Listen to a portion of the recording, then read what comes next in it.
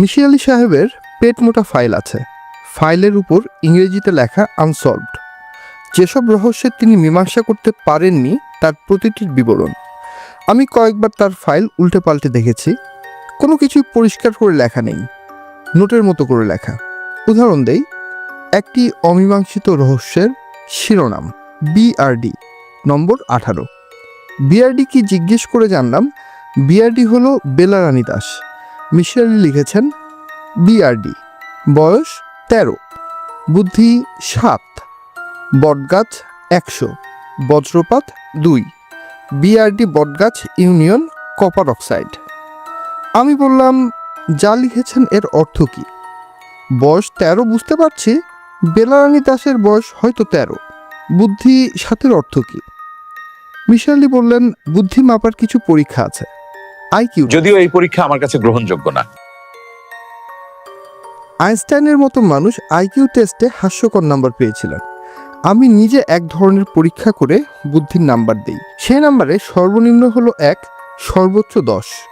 আমার হিসেবে বেলারানীর বুদ্ধি ছিল 7। আমি বললাম, আপনার হিসেবে আমার বুদ্ধি কত? মিশির আলি হাসতে হাসতে বললেন, 6-এর কাছাকাছি। তবে এতে আপসেট হবেন না, মানুষের গড় বুদ্ধি 5। তাছাড়া আপনি লেখক মানুষ, ক্রিয়েটিভ মানুষের সাধারণ বুদ্ধি কম থাকে। আমি বললাম, আমার বুদ্ধি কম এটা নিয়ে মাথা ঘামাচ্ছি না। বটগাছ 100 এর অর্থ কি? একটা বটগাছের কথা বলেছি যার আনুমানিক বয়স ধরেছি 100 বছর। বজ্রপাত 2 মানে বটগাছে 2বার বজ্রপাত হয়েছে। শেষ বজ্রপাতে বটগাছটা মারা যায়। বিআরডি বটগাছ ইউনিয়নটা ব্যাখ্যা করুন। বেলারানীর বাবা মা তাদের মেয়েটাকে একটা বটগাছের সঙ্গে বিয়ে দিয়েছিলেন। হিন্দুদের কিছু বিচিত্র আচার আছে, গাছের সঙ্গে বিয়ে তার একটা। এখন যদিও এই প্রথা নেই, তারপরেও বেলারানীর বাবা মা কাজটা করেছিলেন। কপার অক্সাইড কি? কপার ধাতুর সঙ্গে অক্সিজেনের যৌগ, সি ইউনিয়ন ও। গল্পটা বলুন। না। না কেন? কিছু কিছু গল্প আছে বলতে ইচ্ছা করে না, এটা সেরকম একটা গল্প। সব গল্প জানানোর জন্য না। আমি আপনাকে কথা দিচ্ছি, এই গল্প আমি কোথাও লিখব না, কাউকে বলবও না। মিশির আলি সিগারেট ধরাতে ধরাতে বললেন, না। তার না বলার বিশেষ একটা ভঙ্গি আছে। এই ভঙ্গিতে যখন না বলে ফেলেন তখন তাকে আর হা বাড়ানো যায় না। আমি হাল ছেড়ে দিলাম। মিশির আলি বললেন, অমীমাংসিত রহস্য নিয়ে গল্প করা ঠিক না, এতে মানুষ কনফিউজড হয়ে যায়, ঘটনার উপর নানান আধ্যাত্মিকতা আরোপ করে, চলে আসে ভূত প্রেত, সাধু সন্ন্যাসী। আমি বললাম, ভূত প্রেত বাদ দিলাম, সাধু সন্ন্যাসী তো আছেন, নাকি তাদের অস্তিত্ব আপনার অবিশ্বাস? হ্যাঁ। মিশির আলি বললেন, অবিশ্বাস। ধর্ম হলো পরিপূর্ণ বিশ্বাস, আর বিজ্ঞান হলো পরিপূর্ণ অবিশ্বাস। ধর্মের বিশ্বাস শুরু থেকে শেষ পর্যন্ত একই থাকে। বিজ্ঞানের অবিশ্বাস কিন্তু পরীক্ষা নিরীক্ষায় বদলায়। কিছু কিছু অবিশ্বাস বিশ্বাসের রূপ নেয়। আপনি তো একজন সাইকোলজিস্ট, বিজ্ঞানী না।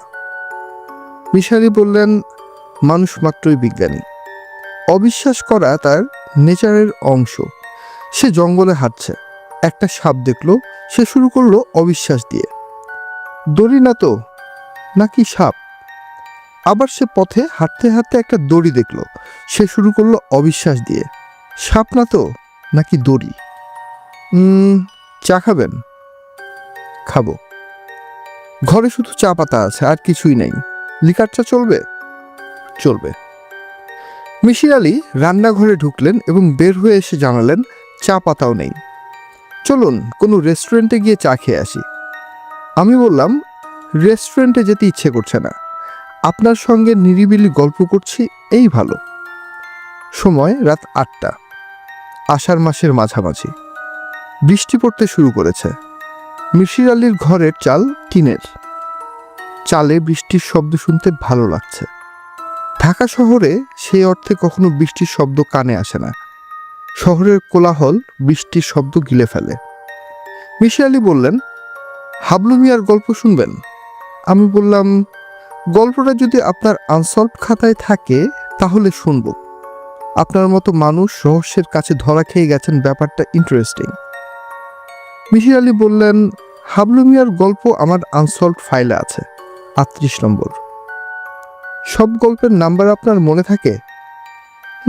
তা থাকে। ফাইলটা নিয়ে আমি প্রায়ই বসি, রহস্যের কিনারা করা যায় কিনা তা নিয়ে ভাবি। এখনো হাল ছাড়েনি, হাল ধরে বসে আছি, অকুল সমুদ্র। নৌকা কোন দিকে নিয়ে যাবে বুঝতে পারছি না। হাবলু মিয়ার গল্প শুরু করুন। মিশির আলী গল্প শুরু করলেন।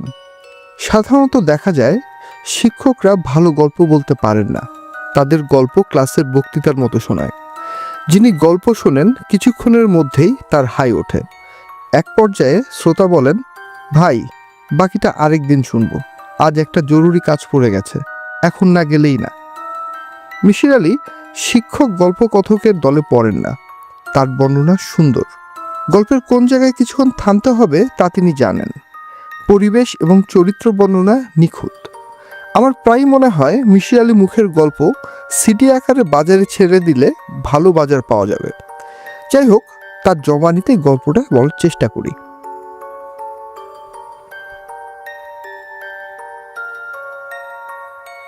হাবলু মিয়ার বয়স কত বলতে পারছি না, তাকে জিজ্ঞেস করেছিলাম।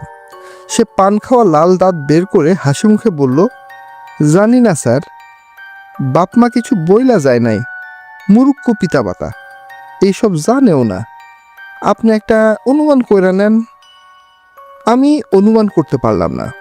কিছু মানুষ আছে যাদের বয়স বোঝা যায় না, হাবলু মিয়া সেই দলের। তার বয়স 25 হতে পারে, আবার 40ও হতে পারে। অতি রুগ্ন মানুষ, খক খক কাশি লেগেই আছে। গায়ের রং একসময় ফর্সা ছিল, রোদে ঘুরে রং জ্বলে গেছে। মাথা সম্পূর্ণ কামানো, গায়ে কড়া নীল রঙের পাঞ্জাবি। পরনের লুঙ্গির রং একসময় খুব সম্ভবত সাদা ছিল, ময়লার আস্তর পরে এখন ছাইবর্ণ। পায়ে চামড়ার জুতা, জুতা জোড়া নতুন, চকচক করছে। লোকটার গা থেকে বিকট গন্ধ আসছে। আমি বললাম, গাঁজা খাবার অভ্যাস আছে নাকি? হাবলু মিয়া আবার দাঁত বের করে হাসি মুখে বলল, জি স্যার। আজ খেয়েছেন? যে না, দিনে খাই না, সব কিছুর নিয়ম আছে। গাঁজা খাইতে হয় সূর্য ডোবার পরে, সরস খাইতে হয় দুপুরবেলা। লেখাপড়া কিছু করেছেন? ক্লাস 5 পর্যন্ত পড়েছি। ক্লাস 5 পাশ করার ইচ্ছা ছিল। একদিন হেড স্যার বললেন, তোরা লেখাপড়া লাগবে না, তুই চলে যা। চলে যেতে বললেন কেন? সেটা উনারে জিগাই নাই স্যার, শিক্ষক মানুষে তো আর জিগান যায় না এত এত সব কথা। উনাদের কথা মান্য করতে হয়, উনাদের আলাদা মর্যাদা। আপনার পায়ের জুতা জোড়া তো নতুন মনে হচ্ছে। হাবলু মিয়া আনন্দিত গলায় বলল, চুরি জুতা স্যার, আমি নিজেই চুরি করেছি। কিভাবে চুরি করেছি শুনলে মজা পাবেন। স্যার বলবো? বলুন। আমারে স্যার তুমি কইরা বলবেন, আমি অতি নাদান লোক। আপনার নাকের সর্দিরও যোগ্য না, তার চেয়েও অধম। জুতা চুরির গল্পটা কি স্যার শুরু করব? শুরু করো। জুম্বার নামাজ শুরু হয়েছে। আমি সোভানবাগ মসজিদের কাছে, রাস্তা বন্ধ করে নামাজ শেষ সারিতে দেখি এক লোক তার সামনে নয়া জুতা রাইখা নামাজ পড়তেছে। আমি তার সামনে থেকে জুতা জোড়া নিলাম। সে নামাজের মধ্যে ছিল বইলা আমাদের কিছু বলতে পারলো না। একবার অবশ্য তাকাইলো, আমি ঝাইরা দৌড় দিলাম। আমার ভাগ্য ভালো, জুতা জোড়া ভালো ফিটিং হয়েছে। চুরি জুতা আবার ফিটিং এর এক সমস্যা। জুতা কি প্রায় চুরি করো? যে একবার এক এক মসজিদে যাই। বনানী মসজিদ থেকে এক জোড়া স্যান্ডেল চুরি করেছিলাম, বিলাতি জিনিস, 200 টাকায় বিক্রি করেছি। এখন আফসোস হয়। আফসোস হয় কেন? নিজের ব্যবহারের জন্য রেখে দিতে পারতাম। স্যান্ডেলে আরাম বেশি। একটু পানের ব্যবস্থা কি করা যায় স্যার? জর্দা লাগবে না, জর্দা আমার সঙ্গেই আছে, গোপাল জর্দা। গোপাল জর্দা ছাড়া অন্য জর্দা আমার মুখে রোচে না। আবার দিনে কয়টা করে পান খাও? তার কি স্যার হিসাব আছে? ভাতের হিসাব থাকে, দৈনিক 2 বার কি 3 বার। পান এবং চা, এই দুইয়ের হিসাব নাই স্যার। পানের ব্যবস্থা করছি। এখন বলো, তুমি যে জুতা চুরি করো, খারাপ লাগে না? খারাপ লাগে না স্যার, মজা পাই, ইন্টারেস্ট পাই। বাইসা থাকতে হইলে ইন্টারেস্ট লাগে জীবনে। ঠিক বলেছি না স্যার? পানের ব্যবস্থা তো স্যার এখনো করেন নাই। অস্থির লাগতেছে।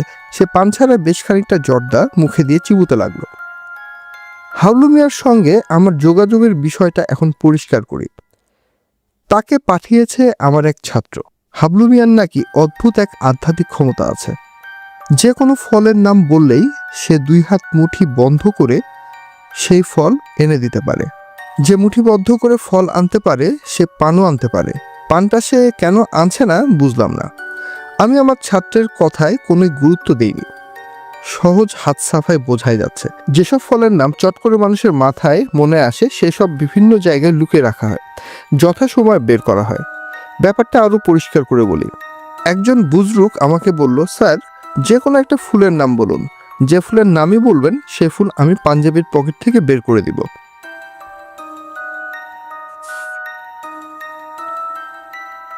আমি বললাম, দুপুরমণি ফুল, তুমি বের করো। সে বলল, স্যার পারলাম না, দুপুরমণি ফুলের নামই শুনি নাই, আজ প্রথম শুনলাম। আমি বললাম, তোমার পাঞ্জাবির পকেটে আছে গোলাপ ফুল, তুমি এই খেলাটা গোলাপ ফুল নিয়েই দেখাও, কারণ 10 জন মানুষের মধ্যে 7 জনই বলবে গোলাপ ফুলের কথা। বুজরুক মাথা চুলকে বলল, স্যার কথা সত্য বলেছেন, মাটি খাই, তয় স্যার শুধু গোলাপ রাখি না, রজনীগন্ধাও রাখি। আজকাল অনেকেই রজনীগন্ধার কথাও বলে। যাই হোক, আমাদের হাবলু মিয়াকে আমি সেই দলেই ফেলেছি। লোকটার চোখই বলে দিচ্ছে সে মহাধূর্ত। অনেককে ধোঁকা দিয়ে এখন সে এসেছে আমার কাছে। ঘরে পান ছিল না, দোকান থেকে পান আনিয়ে তাকে দিয়েছি। 2 খিলি পান একসঙ্গে মুখে পুরে সে জড়ানো গলায় বলল, স্যার কি খেতে চান বলেন, এনে দেই। সে হাত মুঠি করলো। আমি বললাম, একটা আখরোট এনে দাও। হাবলু মিয়া বিস্মিত গলায় বলল, আখরোট? এইটা আবার কি জিনিস স্যার? এক ধরনের বাদাম। জীবনে স্যার নামই তো শুনি নাই। আমি বললাম, আমাকে তাহলে খাওয়াতে পারছো না তাই তো? হাবলু মিয়া বলল, কেন পারবো না স্যার, আপনি খাবেন, আমিও একটু খায়া দেখব, তবে স্বাদ পাবো বলে মনে হয় না। পান জর্দা খায়া জিব্রা নষ্ট, যাই খাই ঘাসের মতন লাগে। একবার নেত্রকোনার বালিশ মিষ্টি খাওয়ার শখ হইল, খাইয়া দেখি সেইটাও ঘাসের মতো, মিষ্টির বংশ নাই। আমার কাছে এখন চিনিও যা, লবণতা। কথা শেষ করে হাবলু মিয়া হাতের মুঠি খুলল। তার হাতে 2টা আখরোট। সে বিস্মিত হয়ে আখরোট দেখছে। আমি মোটামুটি হতভম্ব। হাবলু মিয়া বলল, জিনিসটা ভাঙ্গে কেমনে? দাঁত দিয়া স্যার? হাবলু মিয়া কামড়াকামড়ি শুরু করলো। কিছুক্ষণের মধ্যে আখরোটের শক্ত খোসা ভাঙলো। হাবলু মিয়া বাদাম ভেঙে মুখে দিয়ে চিবুতে চিবুতে বলল, কোনো স্বাদ নাই, শুকনা খড়ের মতো। আমি বললাম, এখন কি অন্য কোনো ফল আনা যাবে? হাবলু বলল, অবশ্যই, ফলের নাম বলেন স্যার, তবে স্যার হাতের মুঠোর চেয়ে বড় ফল হইলে আনতে পারবো না, তরমুজ জাতীয় ফল আনতে পারবো না, কলা পারবো না। আমি বললাম, আম আনতে পারবে? ছোট সাইজের আম তো আছে। আম পারবো, আম অনেকবার এনেছি। হাবলু মিয়া 2 হাত মুঠির মতো করলো, চোখ বন্ধ করলো, সামান্য ঝাঁকি দিয়ে মুঠি খুলল। আম সেখানে আছে। সে আমার হাতে আম দিতে দিতে বলল, খেয়ে দেখেন স্যার মিষ্টি আছে কিনা, মধুর মতো মিষ্টি হওয়ার কথা, মাঝে মাঝে অবশ্য টকও হয়। একবার একটা আম আনছি, কাক দেশান্তরি আম, এমন টক যে কাক খাইলে দেশান্তরি হইয়া যাইব স্যার। আমার খেলা দেখে খুশি হয়েছেন না স্যার? খুশি হয়েছি। এটা কি ধরনের খেলা? স্যার দুনিয়াটাই তো খেলা, বিরাট খেলা, ক্রিকেট খেলা। কেউ সেঞ্চুরি করতেছে, আবার তো শূন্য পায় আউট, আবার কেউ আছে ব্যাটিং করার সুযোগ পায় না, না খেলাই আউট।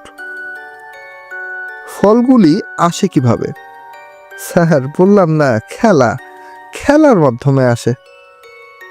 খেলছে কে? সেটা তো স্যার বলতে পারবো না, জ্ঞান বুদ্ধি সীমিত। ক্লাস 5 পাস করার শখ ছিল, পারলাম না। স্যার কি ছুরি আছে ঘরে? ছুরি দিয়ে কি করবে? আমটা কাইটা একটা পিস খায়া দেখতাম মিষ্টি কিনা। যদিও মন বলতেছে মিষ্টি, তয় মনের কথা বলে যায়। আমি ছুরি আনলাম, এক পিস হাবলু মিয়া খেলো, এক পিস আমি খেলাম। আম মিষ্টি, কড়া মিষ্টি। হাবলু মিয়া আনন্দিত গলায় বলল, ইজ্জত রক্ষা হইছে, আম মিষ্টি। টক হলে আপনার কাছে বেইজ্জত হয়ে যাইতাম স্যার। স্যার ইজাজত দেন, উঠি। আরেকবার আসতে পারবে? কেন পারবো না, যেদিন বলবেন সেদিনই আসবো স্যার, শুক্রবারটা বাদ দিয়া। ওই দিন জুতা করতে হয়, মসজিদে যাই স্যার। স্যার কিছু খরচ দিবেন, খেলায় দেখালাম এই জন্যে আর কি। তোমার এই খেলা দেখে তুমি টাকা নাও? যে নেই স্যার, আমার কোনো দাবি নাই অবশ্য, যে যা দেয় তাই নেই। সবচেয়ে বেশি কত পেয়েছো?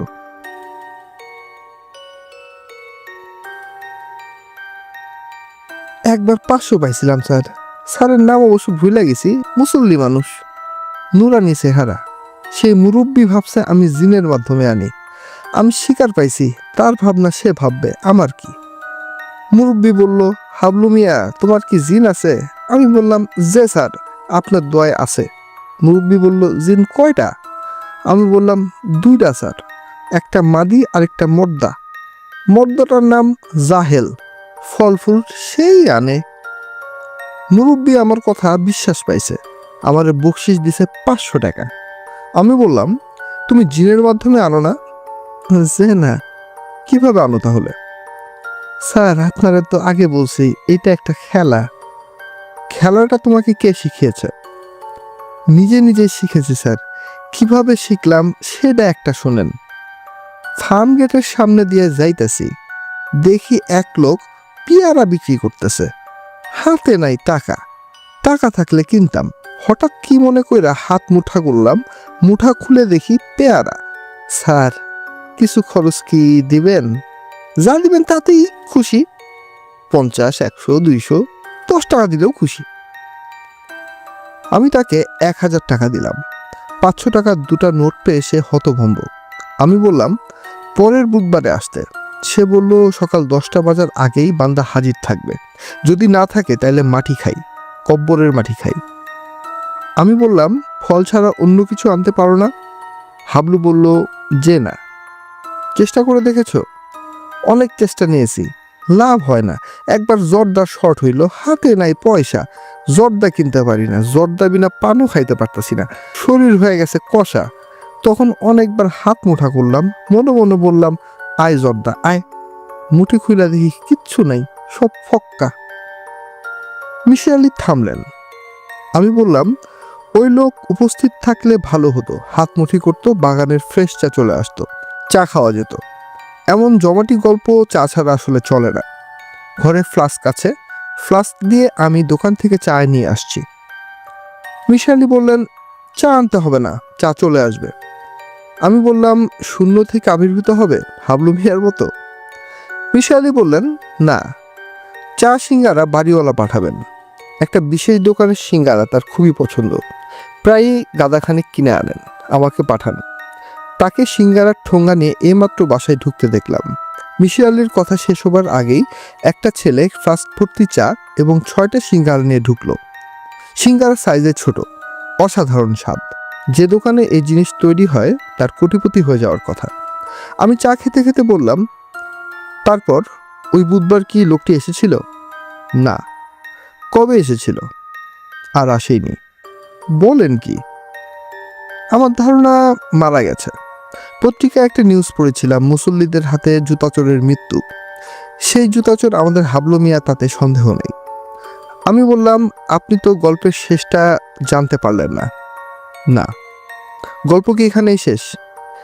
এখানেই শেষ না, কিছুটা বাকি আছে। আর বাকি কি থাকবে? গল্পের যে কথক সেই তো মৃত, গল্প কি থাকবে? মিসির আলি বললেন, আমটা তো আছে, পাখি চলে গেছে, কিন্তু পাখির পালক তো ফেলে গেছে। আমটা হলো সেই পাখির পালক। আমি বললাম, পাখির পালক অর্থাৎ আমটা দিয়ে আপনি কি করলেন? মিশালি বললেন, একজন ম্যাজিশিয়ানের সঙ্গে যোগাযোগ করলাম।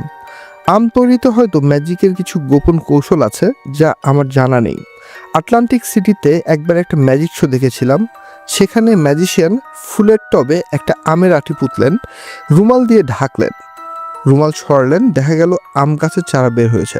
আবার সেই চারা রুমাল দিয়ে ঢাকলেন, রুমাল ছড়ালেন, দেখা গেল গাছ ভর্তি আম। এই ধরনের কোনো কৌশল কি হাবলু মিয়া করেছে? এটা জানার জন্য ম্যাজিশিয়ানের সাথে আসলে যোগাযোগ।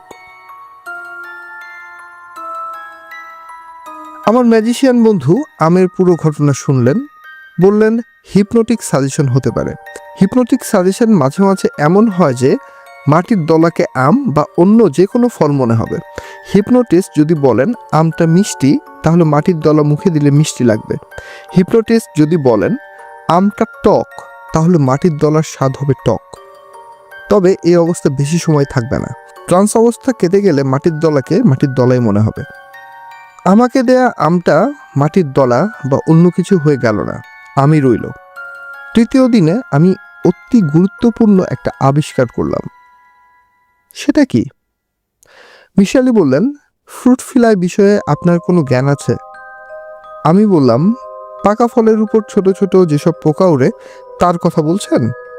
মিশালি বললেন, হ্যাঁ, এরা 1 ইঞ্চির 8 ভাগের 1 ভাগ লম্বা, চোখ লাল, শরীরের প্রথম অংশ লালচে, শেষ অংশ কালো। পাকা ফল যা ফার্মেন্টেড হচ্ছে তার উপর এরা ডিম পাড়ে। একটি স্ত্রী ফ্রুট ফ্লাই 500 মতো ডিম পাড়ে। ডিম থেকে বাচ্চা বের হতে সময় নেয় 1 সপ্তাহ। আমার গুরুত্বপূর্ণ আবিষ্কারটি হচ্ছে 3 দিন পার হবার পরেও আমের উপর কোনো ফ্রুট ফ্লাই উঠছে না, অর্থাৎ আমে পচন ধরছে না। যে সময়ের কথা বলছি তখন আমের সিজন না। তবে ফল চাষে হয়তো কোনো বড় ধরনের বিপ্লব হয়েছে। সব ঋতুতেই সব ধরনের ফল পাওয়া যায় এখন। আমি বাজার থেকে একটা পাকা আম কিনে আনলাম, জাদুর আম থেকে 1 ফুট দূরে সেটি রাখলাম। 1 ঘন্টা পার হবার আগেই কেনা আমকে ঘিরে ফ্রুট ফ্লাই উড়াউড়ি শুরু করলো। এদের কেউ ভুলেও জাদুর আমের কাছে গেল না। মিশালি বড় করে নিঃশ্বাস ফেললেন। আমি বললাম, গল্প কি শেষ? মিশালি বললেন, একটু বাকি আছে। আজই শুনবেন নাকি অন্য একদিন আসবেন? বৃষ্টি থেমে গেছে, এখন চলে যাওয়াই ভালো, রাত অনেক হয়েছে। আমি বললাম, শেষটা শুনে যাব, তার আগে না। মিশালি বললেন, অ্যান্টার্কটিকা মহাদেশে একবার উল্কাপাত হয়েছিল। 1995 সালে নাসার জনসন স্পেস ফ্লাইট সেন্টারের বিজ্ঞানীরা সেই উল্কা পরীক্ষা করেন। উল্কার নম্বর হচ্ছে ALIT 84001। আমি বললাম, নাম্বার মনে রাখলেন কিভাবে? মিশালি বললেন, জাদুর আম নিয়ে গবেষণা করতে গিয়ে এসব জানতে হয়েছে।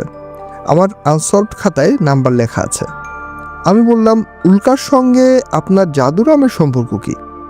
মিশালি বললেন, ঘটনাটা বলে শেষ করি, তারপর আপনি বিবেচনা করবেন সম্পর্ক আছে কি নাই। ঠিক আছে, বলুন। বিজ্ঞানীরা সেই উল্কার কিছু অর্গানিক অণু পেলেন, জটিল কোনো অণু না, পলিসাইকেলিক অ্যারোমেটিক হাইড্রোকার্বন। বিজ্ঞানীরা ঘোষণা করলেন এই অণুগুলি পৃথিবী নামক গ্রহের না, গ্রহের বাইরের, কারণ এরা ছিল ভিন গ্রহের। কারণ পৃথিবী নামক গ্রহের সব অর্গানিক অণু হয় ডেক্সট্রোরেটোর, অর্থাৎ এরা প্লেইন পোলারাইজড লাইট ডান দিকে ঘোরায়। বিজ্ঞানীরা অতি সহজ একটা পরীক্ষা করে বলতে পারেন কোনো বস্তু কি এই পৃথিবীর নাকি পৃথিবীর বাইরের। আমি বললাম, আপনি আমটি পৃথিবীর না পৃথিবীর বাইরের এই পরীক্ষা করলেন? মিশালি বললেন, এই ধরনের পরীক্ষা করার মতো যোগ্যতা বা যন্ত্রপাতি কোনোটাই আমার নেই। তবে আমার আমের শ্বাস সিল করা কোটায় ইতালির এনথন ল্যাবরেটরিতে পাঠিয়েছিলাম। তারা জানালেন এই ফলটির রস ল্যাবরেটরি, অর্থাৎ এর অরিজিন পৃথিবী নামক গ্রহের না। বলেন কি? মিশালি বললেন, একটা ছোট্ট পরীক্ষা অবশ্যই আমি নিজেই করলাম। একটা টবে যত্ন করে আমি আমের আটিটি পুঁতলাম, সেখান থেকে গাছ হয় কিনা তা দেখার ইচ্ছা হয়েছিল। মিশালি বললেন, সেটা বলবো না, কিছু রহস্য থাকুক, রহস্য থাকলেই গল্পটা আপনার মনে থাকবে। মানুষ রহস্যপ্রিয় জাতি, সে শুধু রহস্যটাই মনে রাখে, আর কিছু মনে রাখতে চায় না। এই ছিল আজকের গল্প। আপনাদের কেমন লাগলো আজকের গল্পটি? এবং এরকম যদি ছোট ছোট গল্প বা যে কোনো গল্প আপনার যদি শুনতে ইচ্ছা করে, হয়তো পড়তে ইচ্ছা করছে না, শুনতে ইচ্ছা করছে, অথবা এরকম হতে পারে আপনি হয়তো ছোটবেলায় পড়েছিলেন। যেমন এই গল্পটি আমি আসলে অনেক ছোটবেলায় পড়েছিলাম এবং আমার one of the most favourite গল্পগুলোর মধ্যে একটা। সো আই থট যে আবার একটু রিভাইজ করি, আমি নিজেও পড়ি, আপনাদেরকেও শোনাই, বেসিক্যালি এই জন্য। তো এরকম যদি কোনো গল্প আপনার মনে থাকে আপনি কমেন্টে লিখতে পারেন, আমি চেষ্টা করব সেগুলো পড়ে শোনানোর জন্য। আর যথারীতি আপনার যদি চ্যানেলটি ভালো লেগে থাকে তাহলে সাবস্ক্রাইব করুন, ভিডিওটি ভালো লাগলে লাইক দিন। সবাইকে অনেক ধন্যবাদ।